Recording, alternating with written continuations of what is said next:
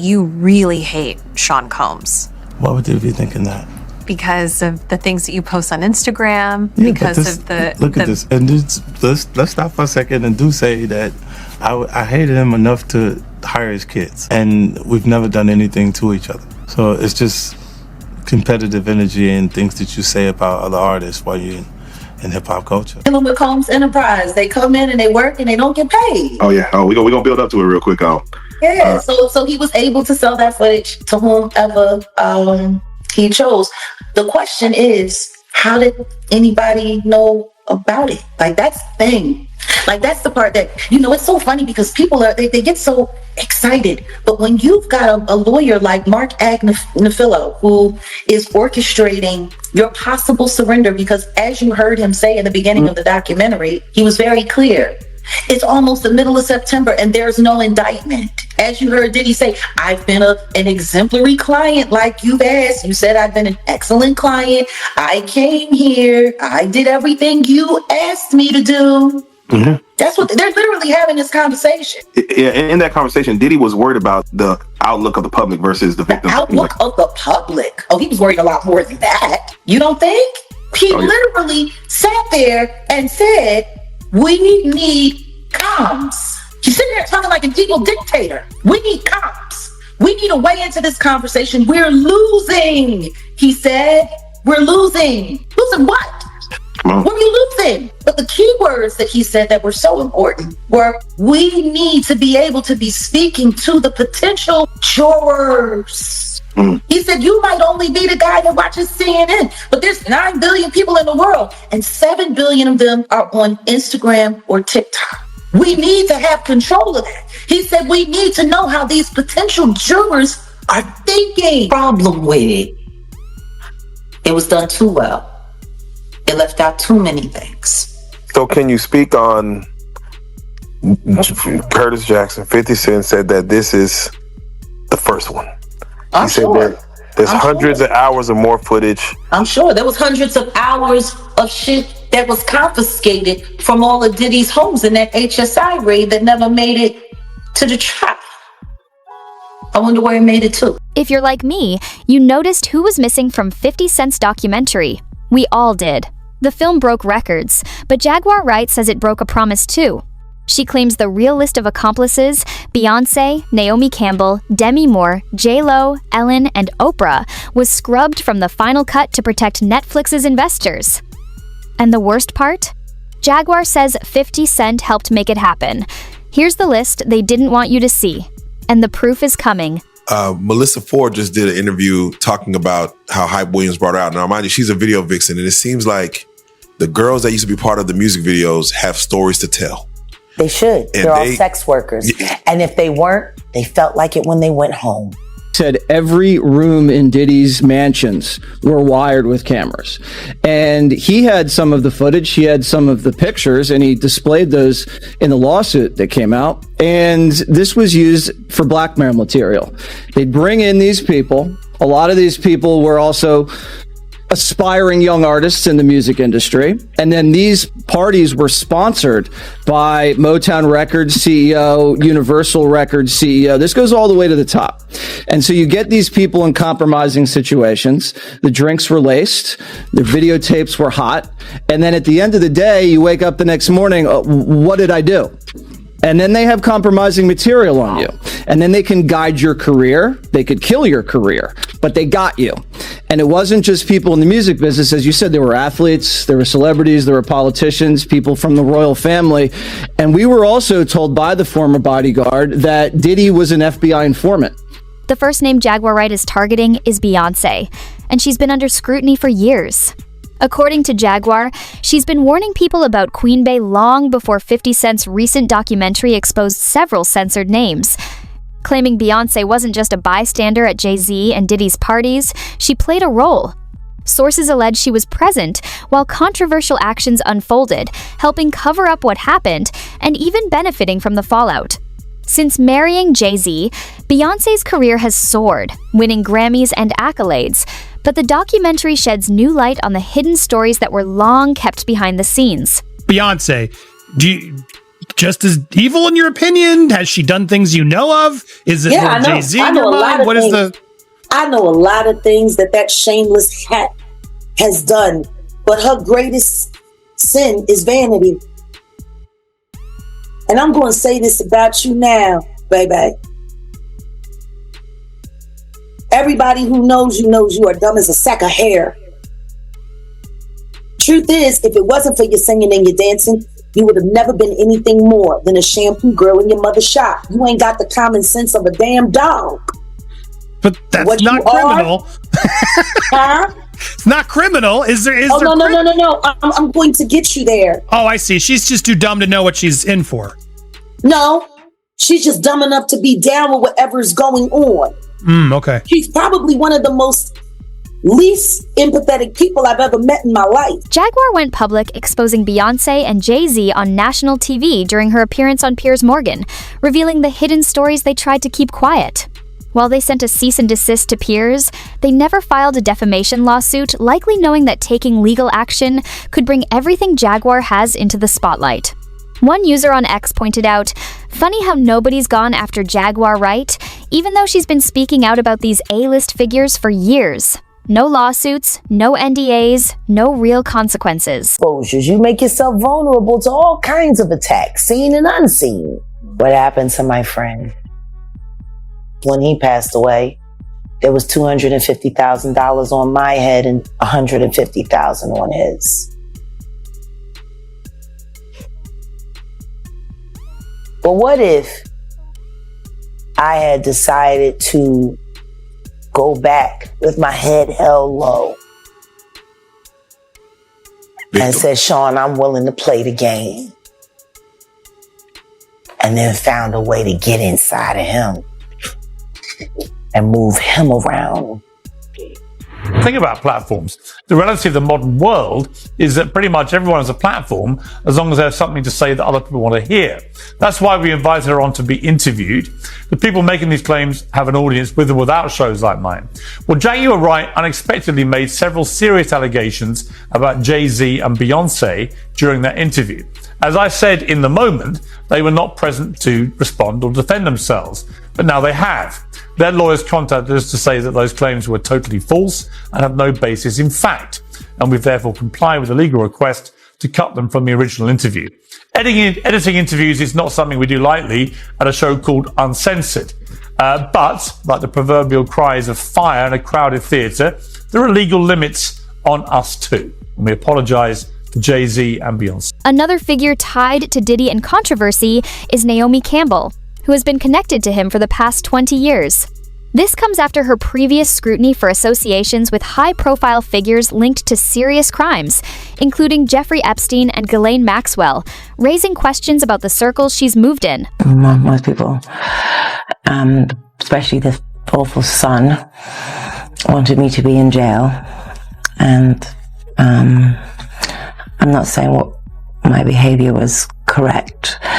I think that everyone during this period of Terminal 5 madness was upset and irate, and I guess I just took it. Naomi Campbell's history of violence only adds to the controversy. Back in 1998, she was convicted of assaulting and choking her assistant, and since then, she's faced multiple charges for physically attacking staff and even confronting police. Her pattern of aggression coincided with her growing connection to Diddy, yet, like him, she avoided jail time. Less than a year before the raid at Diddy's house, Naomi was back in court for scratching a photographer's eye, receiving a 6-month suspended sentence, keeping her out of prison while the legal troubles piled up. We all know Naomi has a temper. Today, the 45-year-old supermodel was found guilty in a Sicilian court for assaulting a photographer. She was given a 6-month suspended prison term, so she escapes the dreaded orange jumpsuit. If you thought Naomi's controversies were shocking, Demi Moore's past adds another layer. A longtime associate of Diddy, Moore came under scrutiny for a resurfaced 1,982 video showing her inappropriately engaging with her then 4-year-old General Hospital co-star, Philip Tanzini, at his birthday party. In the footage, she repeatedly kisses him and makes overly familiar remarks, drawing renewed attention to her actions decades later. Luann is the greatest, and I'm putting in a buck.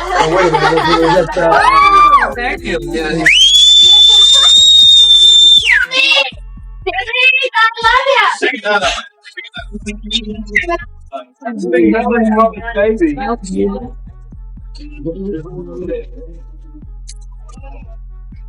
Okay, one more time. Somewhere over the rainbow. Why do you think everybody's come out? I don't know. Maybe just because I love them all and I hope they all love me. We do love him. And I love them. I think it's for the pure publicity. You're out of your mind. Absolutely, because he's one of my most favorite people. How long have you been working on the show? Almost a month and a half. What's your role? I'm Luke Smilev. And I'm Philip Tanzini, and I play Jeremy, and you're stealing my part. We're moving on to interview number 2 here. Oh, okay. Because I love Philip, and he's the only one I love. Do your interview already. All right. You got Ashton Kutcher in love with Mila Kunis on that 70s show. Then they break up for absolutely no reason after he starts hanging out with Diddy. Then he marries Demi Moore, who drained him of all the adrenochrome she can, and apparently he replenished himself by doing inappropriate things with their daughters. I'm glad. I'm sure you're glad, like Bruce Willis. The most shocking layer of Demi Moore's story is her own traumatic past. At just 15, she revealed in interviews that her mother exploited her, selling her for money and exposing her to dangerous situations. Moore has spoken candidly about how she was forced into unsafe circumstances and that her mother was aware, a revelation that adds a complex and heartbreaking context to her early life and the controversies surrounding her. Demi Moore, she revealed in her memoir that she was assaulted at the age of 15, writing that her mother let the abuser in their home. Well, today Demi talked to Howard Stern more about this on his Sirius XM radio show. But you say you pushed it away. You don't need. You just recently. I pushed it away because I felt like it was my fault. Like that I felt like I had behaved in a way that was provocative and mature. Like I really knew a lot, and I never really looked at myself as being a kid, and so I never looked at it as. I mean, I saw it as an unfortunate and, Yet he forced you into it. I was very embarrassed by it. In all honesty, I think that the shame I carried because of the made me afraid to feel I could comfortably express myself sexually. It makes me just remember the conversation that I had with her where she talked about the purpose of her writing this book was to share her story in hopes that it would empower other young women. She did talk about a lot of other things to Howard Stern. She said she auditioned for Top Gun, obviously didn't get the part. Among the few who actually fled the U.S., Ellen takes the top spot. In 2024, right after Diddy's Miami mansion was raided, she announced she was leaving the country for good. The timing was hard to ignore, and fans noticed she even changed her look, trading her iconic blonde hair for a new style as she moved to England to start fresh, seemingly distancing herself from the chaos surrounding Diddy. They're losing their minds. She sounded so sincere, didn't she? Very sincere. Virtually choke on her words. But the best one for me is Ellen DeGeneres, who is, by the way, a very nasty person. I've had dealings with her in Australia. Could I tell you some stories about that cow? But anyway, good riddance to her. But, she was quite friendly with that P. Diddy bloke, wasn't she? Well, this is why I say release the Diddy files. Yeah. So, files. Come on, Donald Trump. We want to know whose name. So maybe she's hightailing out of there before all that is thrown at her as well. But what a bunch of hypocrites. Ellen DeGeneres and her wife, Portia de Rossi, have reportedly fled the US, bound for the UK, after Donald Trump's landslide victory. Numerous publications are reporting the couple have left the United States permanently. There are also reports the couple have put their Montecito mansion on the market. Entertainment publication The Wrap has the exclusive story and said, Ellen DeGeneres and wife Portia de Rossi have moved to rural England, put their Montecito estate on the market, and plan to never return to the United States, telling friends the election of Donald Trump was their primary motivation. Ellen DeGeneres has been a vocal Trump critic, so the move doesn't come as a surprise to most. You're really bad. If you had to be stuck in an elevator with either President Trump, Mike Pence, or Jeff Sessions, who would it be? Does one of us have to come out alive? Ellen DeGeneres has been seen rocking a new hair color since moving to the UK. The comedian changed her signature blonde look to brunette as she was seen enjoying a night out with friends at a pub called The Farmer's Dog. Ellen went out with her wife, Portia de Rossi, and a few friends, including the Torn singer Natalie Imbruglia. Sources told TMZ earlier this week that Ellen and Portia moved to England because of Donald Trump's re-election. They have reportedly settled into their new home in the southwest region of England, but they purchased the property before the election. What's even more intriguing is Ellen's sudden comeback. The same person who reportedly fled the U.S. for good after Diddy's arrest is now returning, seemingly timed with his release and not guilty declaration, sparking questions about her timing and motives. Weinstein, Oprah, Epstein, he was running with that whole crew.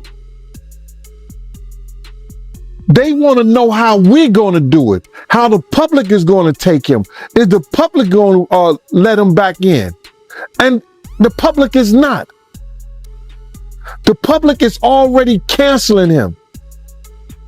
I don't believe the industry has canceled him yet. All those people who went to those Diddy parties, not one of them had came out and denounced what he has done. I haven't heard one of them. I have not heard one person denounce, well, man, let God handle it. Get the hell out of here. Get out of here with that. If that was your daughter, would you let God handle it? All those people, they ain't denounced him. They ain't definitely, they can't come forward and say, yo, I support them, because it would mess up their brand. It would mess up their brand. Jay-Z, we the only one could call each other Sean. Jay is the only one could call me Sean. I'm the only one could call him Sean. Get the hell out of here. If that ain't no fun boy stuff,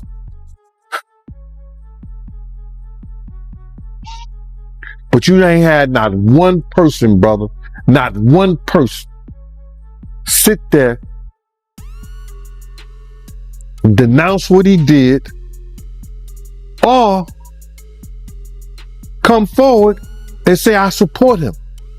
We will have lost this moment. I think this is a moment where no matter what business you work in, there have been women who not only had the disease to please, that's a part of it, but who felt that in order to keep my job, in order to keep my position, in order to keep moving forward, I've got to smile, I've got to look the other way, I got to pretend he didn't say that, I got to pretend he didn't touch me. I think those days are about to be over. Are over. And if it happens to you back in the day, you would say, sometimes you're not even aware what he just said wasn't really inappropriate. I know you've had a couple moments. Where you just think, what did he just say? Yes, I remember Gail had a moment when she came and said to me what somebody said to her was so inappropriate. I was like, oh my God, you can sue over that. But no, and all I said was, what did you say? And then they repeated it. Yes. Terrible. I just sat there typing with my 20-something-year-old. You pretend you didn't hear it. Yes. You pretend it's okay. You pretend you didn't. No, it isn't. You're right, Jeff. You're absolutely right. But a lot of women have been silenced, and I know. But I think it's going to change. Being a victim of child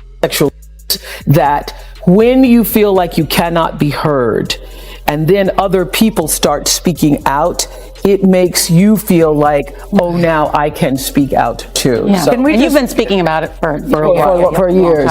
Yeah. You know, One high-profile figure trying to distance herself from Diddy is Oprah. Her connections to Harvey Weinstein, Jeffrey Epstein, and Diddy are well known. She was close to all three, and photos even show her with Harvey. But once Weinstein's crimes came to light, Oprah quickly shifted her public image.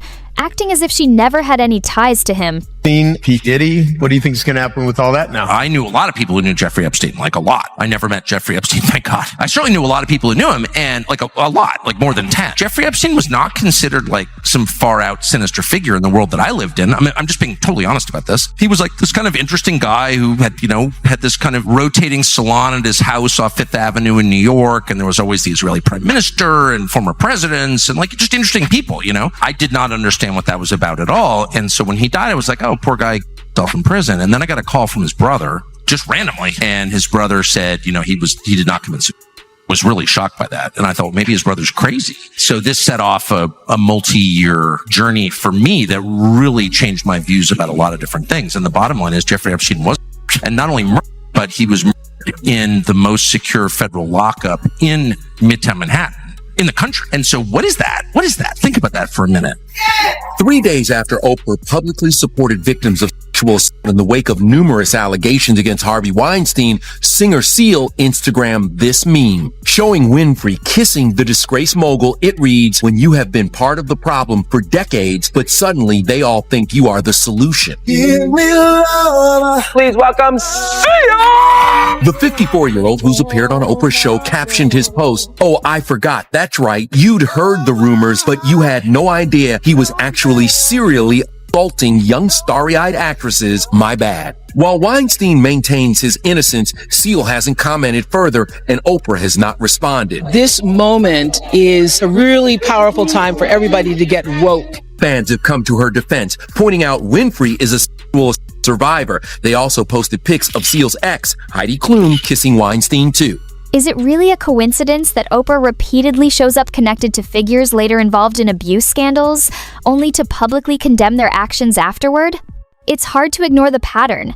Every major case that comes to light seems to involve someone she once knew or counted as a friend, making the connections impossible to dismiss. Was marry a white boy, Oscar winner, for people to stop remembering that she had a gun in her pocketbook. She had gunshot residue on her hands the night that Natanya was shot at that club. For all we know, that bullet came from the gun that was in her hand. And not once has she spoken up for the betterment of that woman. Not once has she donated to her family or for her medical bills that she's still paying, or say something in her defense to stop Puffy from gaslighting her and trying to put hits out on her because he was afraid that maybe one day they would open the case and she still has the bullet fragments in her face. Like J-Lo has said nothing. Nothing. You really thought that just running off and marrying Ben Affleck was going to take you out of the Diddy downfall? But it saved her the first time though, didn't it? Because as soon as that club was over and as soon as they finished interrogating her, when she sat there and cried like a baby, I don't want to go to jail. I don't want to go to jail. Benny Medina put her with that drunk white boy until she ran him off. Like, there are people sitting here screaming out at the toll that the atrocities that Sean Combs has done to their lives, and you're trying to avoid your part in the story or the fact that you never spoke up. You want to tell people on the low and put it out there that the movie was about you getting away from Puffy, but you didn't think about the trail of girls that you left behind. One of the people closest to Diddy and directly tied to a past police investigation is J-Lo. The two dated for nearly 3 years in the 90 seconds. And in 1999, J-Lo was present during a nightclub incident involving Diddy that left one person dead and another injured. While no charges were filed against her, Diddy later faced legal scrutiny, highlighting her proximity to the controversy. And if you do, it'll be for something very, very small. It wouldn't be nothing what the people think. I don't think he's going to go nowhere long. And at the same time, you got to look at it. The best witness they had is Keefe D. Keefe D been an informant for a very, very long time.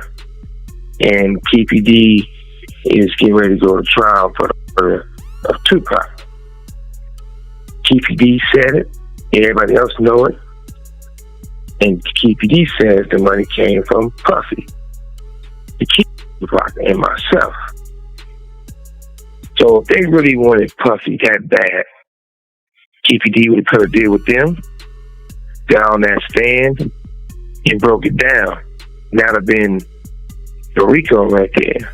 That'd have been the hire right there. One man to the next. And I got a lot of respect for you, Suge. Suge, I got so much respect for you, bro, because when this East Coast, West Coast walk could have been shut down, Pac was living, Big was living, Eric B, Big D, y'all set up there and y'all was gonna set up a meeting. Everybody who had something to do with it was supposed to show up. And Puff refused to. You didn't, brother. You wanted this to be over with. Even though you didn't with Puff, y'all wasn't dealing with each other no more. I remember when you and Pac was in the car behind the House of Blues. You was in the red Rolls Royce, Pac was in the white. I was in the car when Puff rolled up on you and said, yo, Suge, we got any problems down here? And you said, bro, I don't know any problems you got. That was even after Jake. You said, brother, I don't know any problems you. Suge Knight, former head of Death Row Records, has dropped explosive claims, suggesting Diddy might not have been as untouchable as everyone thought. According to Suge, Diddy had a quiet understanding with federal authorities, which could explain how he repeatedly avoided serious legal consequences.